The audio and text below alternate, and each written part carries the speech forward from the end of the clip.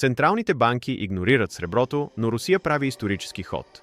Отделя $535 милиона за покупки на сребро за резерви през 2025-2027 година. Това е първата подобна стъпка от половин век насам, което има огромно значение за световните финансови пазари. Русия, осмият най-голям производител на сребро, използва санкциите за дедоларизация, докато среброто е в дефицит за пета поредна година.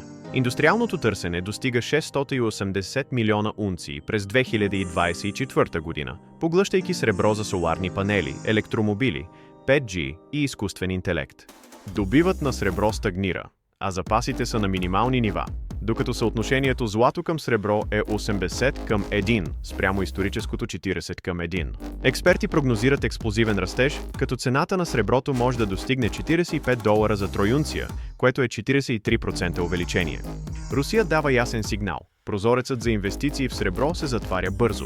Инвестирайте в сребърни монети с 99,9% чистота сега, за да се възползвате от този потенциал.